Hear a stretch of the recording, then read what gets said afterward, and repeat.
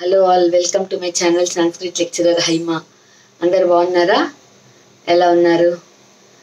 నిన్న వీడియో చేయలేకపోయాను, కాస్త బాగాలేక. గొంతు కూడా కొంచెం ఇవాళ కూడా తేడాగా ఉంది కదా, అయినా సరే వీడియో చేయాలని చేస్తున్నాను. ఇవాళ కూడా ఒక బ్యూటిఫుల్ శ్లోకం చెప్తానండి. యస్యాస్తి విత్తం సనరః కులీనః సపండిత సశ్రుతవాన్ గుణజ్ఞః సయేవ వక్తా స చ దర్శనీయః సర్వే గుణాః కాంచనమాశ్రయంతి.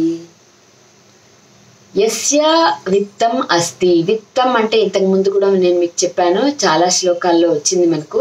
విత్తం అంటే ధనం అని అర్థం, డబ్బు. యస్య విత్తం అస్తి, ఎవరి దగ్గర అయితే బాగా డబ్బు ఉందో, డబ్బు ఉంటుందో. యస్య విత్తం అస్తి స నరః కులీనః. వాడు కులీనః అంటే ఉత్తమ కులంలో జన్మించిన వాడి కింద లెక్క.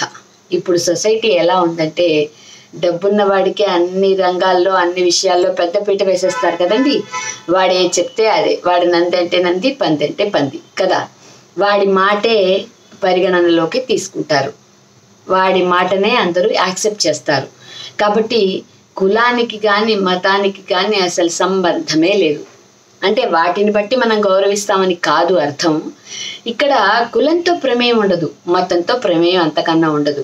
ఎవడైతే డబ్బున్నవాడో వాడి మాటే లోకంలో చెల్లుబాటు అవుతుంది. యస్యాస్తి విత్తం స నరః కులీనః స పండితః. వాడు చదువు రాని వాడైనా సరే, వాడు వేలి ముద్రలతో మేనేజ్ చేసినా సరే, వాడే స పండితః, వాడే పండితుడు.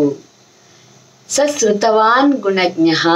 యస్యాస్తి విత్తం స నరః కులీనః స పండితః సశ్రుతవాన్ గుణజ్ఞః. శృతవాన్ అంటే శాస్త్ర పరిజ్ఞానం ఉన్నవాడు. చదువే రానివాడు పుస్తకాలేం తిరగేస్తాడు, వేడు కదా. అయినా సరే వాడే పండితుడట, వాడే శాస్త్ర పరిజ్ఞానం ఉన్నవాడట. గుణజ్ఞః అంటే వాడిలో ఒక్క మంచి గుణం లేకపోయినా సరే, ఇవాళ సొసైటీలో అందరూ ఫ్యాషన్ అని చెప్పుకొని ఇదే మంచి అలవాటు అని చెప్పుకొని అందరూ కొన్నిటికి ఎడిక్ట్ అవుతున్నారు కదా, బానిసలు అవుతున్నారు కదా. అలాంటివన్నీ కూడా వాడికి మంచి గుణాలుగా ఆమోదించబడతాయి, యాక్సెప్ట్ చేయబడతాయి.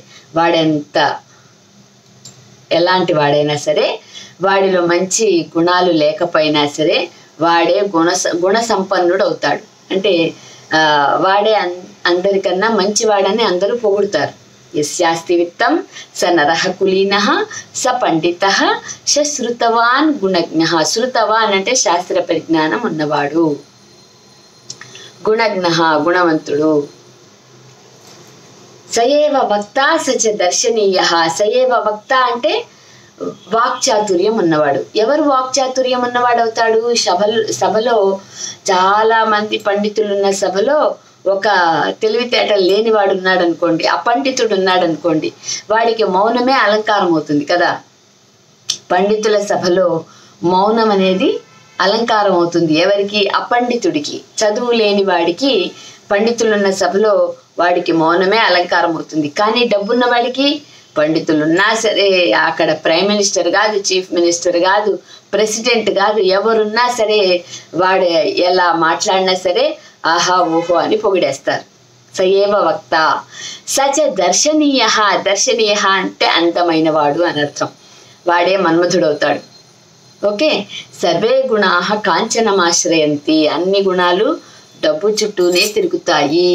డబ్బుంటే వాడు నిరుపేదైనా సరే, డబ్బుంటే వాడిలో క్వాలిటీస్ లేకపోయినా సరే వాడే గుణవంతుడవుతాడు. వాడు అందంగా లేకపోయినా సరే వాడే మన్మధుడవుతాడు. మన్మధుడు అంటే గుర్తొచ్చింది, నాగార్జున గారి సినిమా ఒకటి ఉంది పూర్వం, అదేం సినిమానో నాకు గుర్తులేదు. అందులో ఒక పాట కూడా ఉందండి.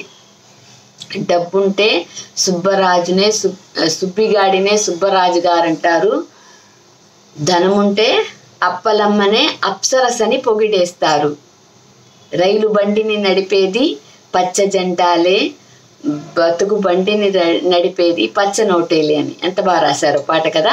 కాబట్టి డబ్బుంటే సుబ్బిగాడు సుబ్బరాజు అయిపోతాడు, అప్పలమ్మ అప్సరస అయిపోతుంది. కాబట్టి డబ్బుకి లోకం దాసోహం, ధనమూలమిదం జగత్ అన్నారు కదా. ఈ లోకం అంతా కూడా డబ్బు చుట్టూనే తిరుగుతోంది.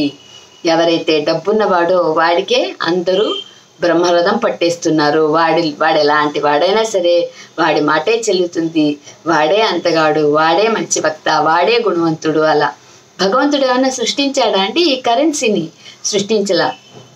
పాత పాట కూడా ఒకటి ఉంది, ఏంటది? మానవుడే ధనమన్నది సృజించెనురా, దానికి తానే తెలియని దాసుడాయరా. తనకు తెలియకుండానే మానవుడు అనేవాడు ఆ డబ్బుకి బానిసైపోయాడు. అలా మనం సృష్టించిన డబ్బుకే మనం పెద్ద పీట వేసి ఆ డబ్బున్న వాడినే మంచివాడని, వాడే సర్వగుణజ్ఞుడని మనం పొగిడేస్తున్నాం. కాబట్టి మనం అంత వాల్యూ ఇవ్వక్కర్లేదండి. ఎందుకంటే మన అవసరాల కోసం మనం ఇవాళ డబ్బుని వాడుకుంటే సరిపోతుంది, కానీ ఆ డబ్బున్న వాడే సర్వగుణ సంపన్నుడు అనుకుంటే అది పొరపాటే. కాబట్టి ఎక్కడ తప్పుందో దాన్ని మనం చెప్పగలగాలి, ఎక్కడ ఒప్పుందో దాన్ని కూడా మనం చెప్పగలగాలి. అలా చెప్పినప్పుడే పిల్లలు కూడా మంచి మార్గంలో నడుస్తారు. తప్పు చేసిన వాడిని నాన్న ఇది తప్పురా అని చెప్పలేకపోతే వాడు పడడు జీవితంలో. కాబట్టి మంచి ఎవరు చేసినా మనం యాక్సెప్ట్ చేయాలి, చెడు ఎవరు చేసినా మనం చెప్పగలగాలి. అప్పుడే బాగుపడతారు అందరూ కూడా. ఇవాళ సొసైటీలో పిల్లలు చాలా దారుణమైన పరిస్థితిలో ఉన్నారు. వాళ్ళకి సెల్ ఫోన్స్ ఉన్నాయి. పూర్వం రోజుల్లో సెల్ ఫోన్స్ లేవు, డబ్బులు లేవు, పిల్లల చేతుల్లో డబ్బులు ఉండేవి కాదు, బైక్స్ ఉండేవి కాదు. ఇవన్నీ ఉండడం వల్ల ఇవాళ పేరెంట్స్కి చాలా కడుపు కోత మిగులుతోందండి.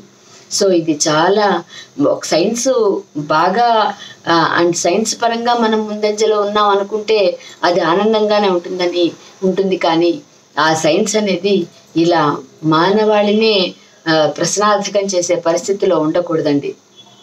సైన్స్ మరి డెవలప్ అవడం వల్లే కదా ఇవాళ సెల్ ఫోన్స్ అందరి చేతుల్లో వచ్చాయి. దానివల్ల పిల్లలు చాలా రకరకాల యావిగేషన్స్లో పడిపోయి చదువుని పక్కన పెట్టేస్తున్నారు, రకరకాలుగా తమ జీవితాలని కోల్పోతున్నారు. ఇదంతా సైన్స్ వల్లే కదండి. కాబట్టి ఇదంతా మంచి పరిణామానికి నాంది కాదండి. ఎంత బాగా చదువుకున్నా, ఎంత బాగా సైన్స్ డెవలప్ అయినా తల్లిదండ్రుల మాటను వింటూ పెద్దవాళ్ళని గౌరవిస్తూ ఉంటే ఏది మనని ఏం చేయలేదు, ఆ పిల్లల్ని ఏం చేయలేదు. ఎంత బాగానో వాళ్ళ జీవితంలో ముందుకు వెళ్తారు. కాబట్టి పిల్లలకి చిన్నప్పటి నుంచి కూడా మనం మంచి మాటలను చెప్పాలి. అలాగే మంచి మార్గంలో వాళ్ళు నడిచేలాగా మనం చూసుకోవాల్సిన బాధ్యత మందే కదా. కాబట్టి అనుక్షణం వాళ్ళని కలిపెట్టుకుని ఉండాలి. ఎంత డబ్బున్నా సరే వాళ్ళకి ఎంతవరకో అంతవరకే స్వేచ్ఛనివ్వాలి. విచ్చలవిడితనం అనేది సర్వదా శ్రేయస్కరం కాదు. కాబట్టి ఈ శ్లోకం చూడండి ఎంత బాగుందో. ఒకసారి మళ్ళీ శ్లోకం చూడండి. యస్యాస్తి విత్తం సనరః కులీనః స పండితః సశ్రుతవాన్ గుణజ్ఞః స ఏవ వక్తా స చ దర్శనీయః సర్వే గుణాః కాంచనమాశ్రయంతి. సర్వే గుణాః కాంచనమాశ్రయంతి అంటే అర్థం ఏంటి?